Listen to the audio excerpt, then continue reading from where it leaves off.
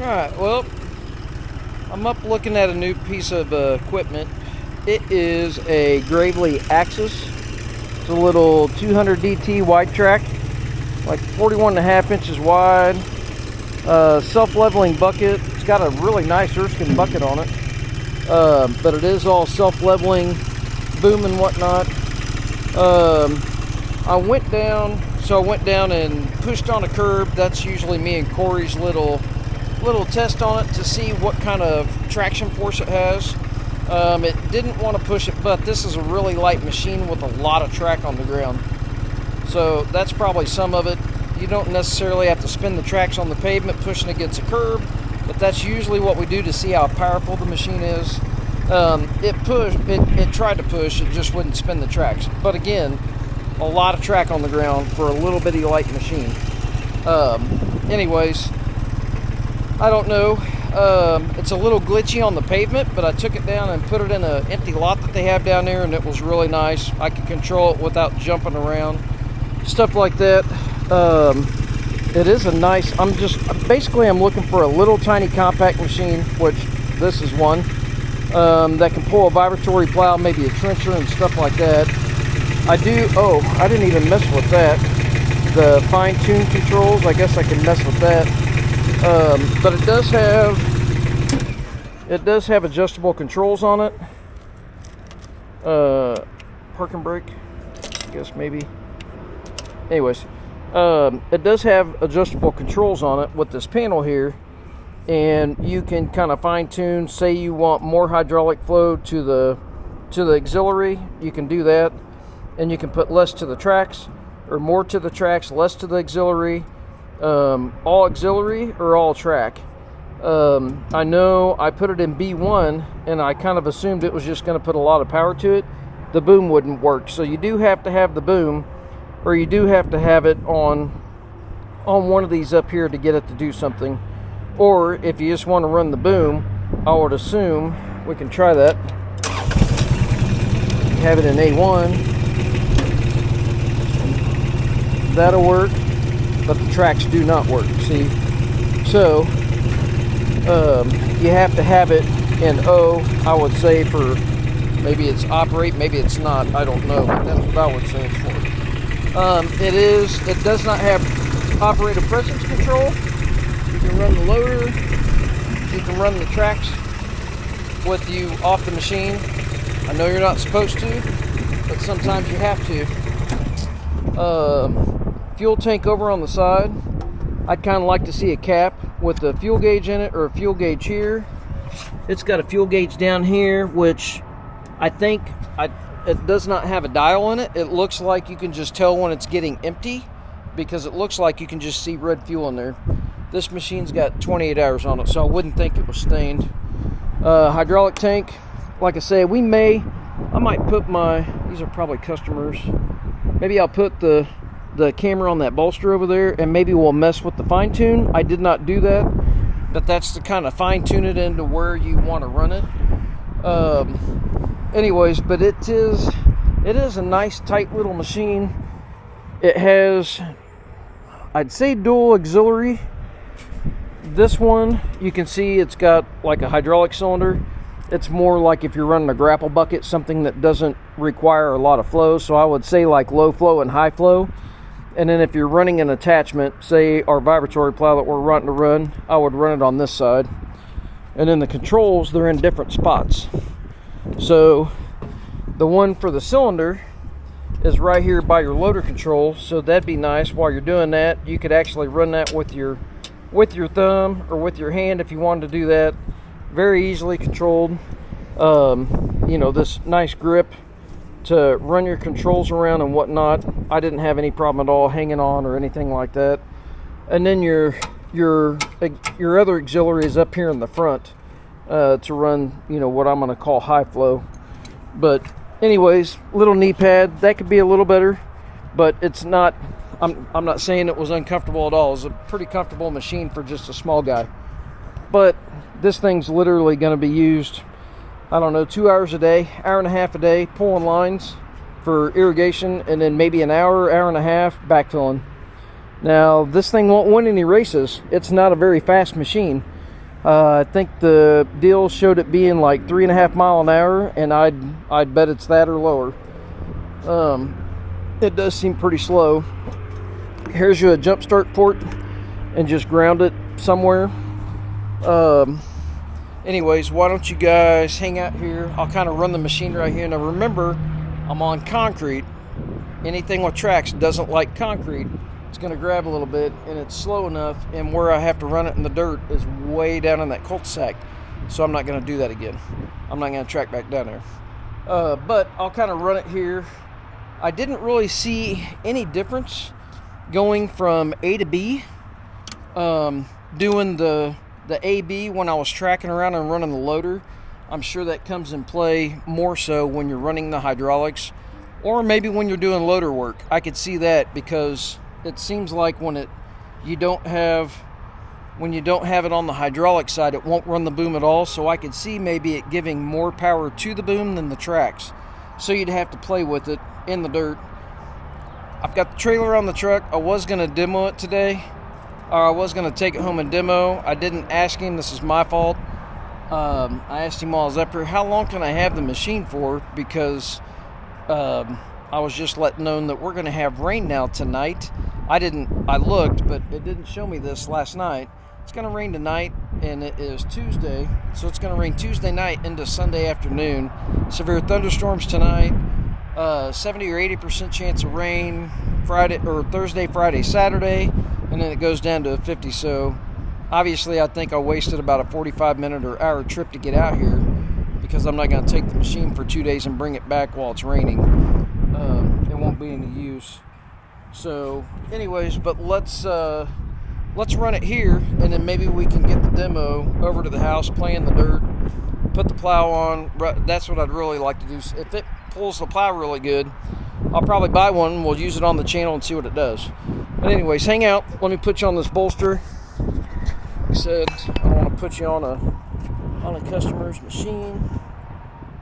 I'll try to stay in view, and we'll see how this thing works. Now remember, it's on hard surface. I just want to let you know that it will be kind of glitchy and jumpy, but it's because it's on hard surface.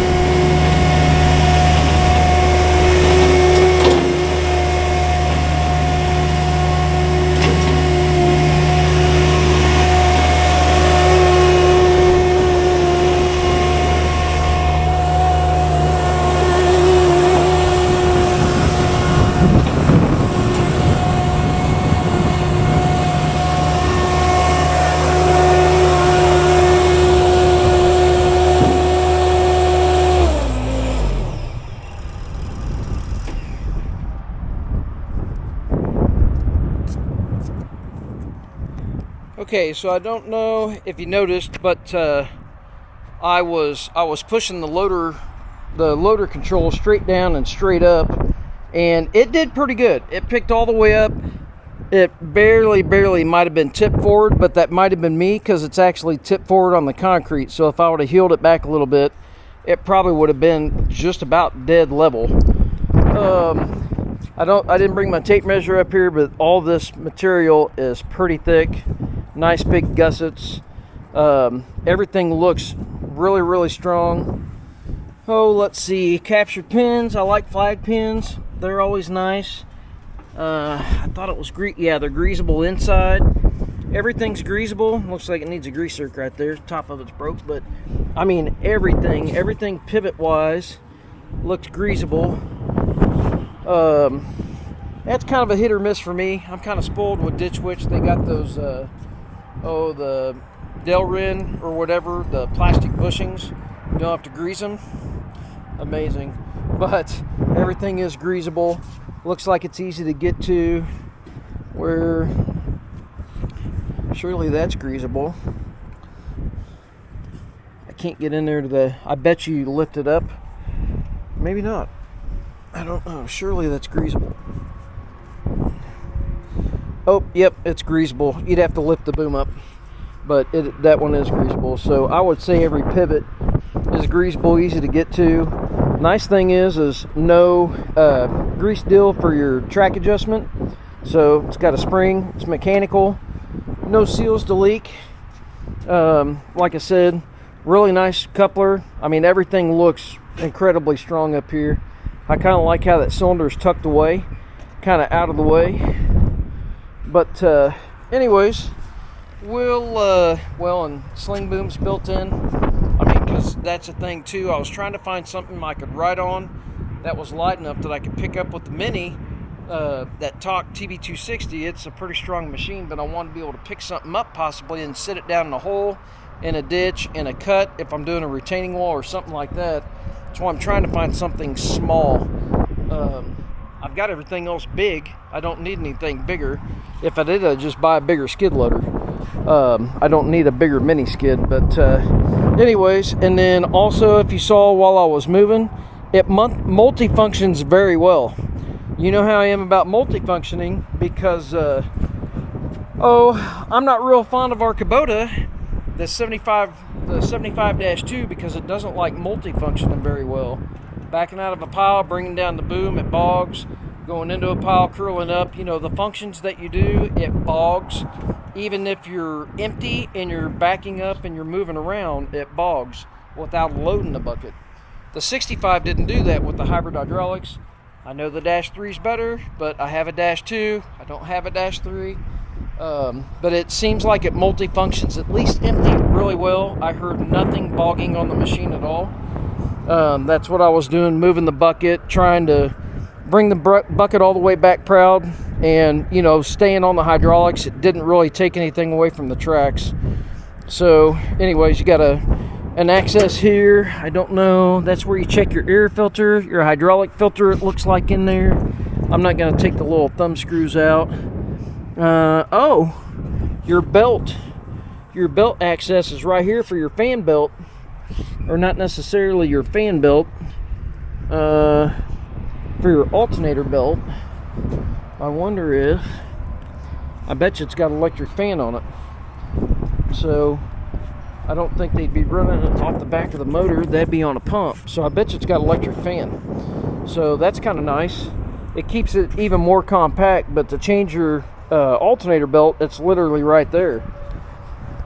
But anyways, well, I guess look forward to having this on the channel. I'm going to see if we can get a demo. Hopefully they can bring it out to me this time. Again, it's not their fault, it's my fault. Should have looked at the weather. I should have asked how long I could keep it. They say they try to keep them out for 48 hours. I tried to just go ahead and buy the demo, but it needs to have 50 hours on it first. It's only got 28.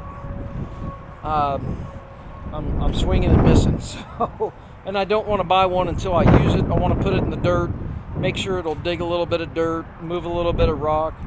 Feel like maybe I could grade out a yard or something like that after we do irrigation. And number one thing, I want to make sure it pulls the plow really good. So if it pulls the plow, we're probably going to own it. Anyway, so I guess look out for it. Maybe I can get them to bring it out to me, hopefully. If not, I'll have to drive back out here and pick it up maybe next week on a drier week and keep it for a couple days. But you guys let me know. And this is actually, this used to be a Thomas. It was a 45 DT, and Thomas got bought by Gravely, and now they, whatever, are producing them for him. a really good friend of mine from Georgia, he actually looked at the Thomases back in 2016-18, and he was pretty impressed with the way they were built. To me, it looks like a nice little tank. It's just a very basic tank. So if you want a basic machine, fairly inexpensive compared to everybody else out there, this might be your tool. So alright guys, well, I'm going to go in and figure out a couple things. I'm going to have him talk to the rep and see if he's got another demo around or something like that. Anyways, we'll see what we can get done, but hopefully we can get it out there next week. But I'll throw this video up, and you guys let me know what you think about this, or let me know what you want to see it do, and if I've got an attachment or a way to do it. Maybe they've got a set of forks I can borrow, and we can do a lift test and kind of throw on stuff that we have a known weight on and see what it'll pick up. But you guys let me know what you want to see, and maybe I can get it set up with him when I get the demo next time. Maybe we can do it and you guys can see what it does. All right, see you later.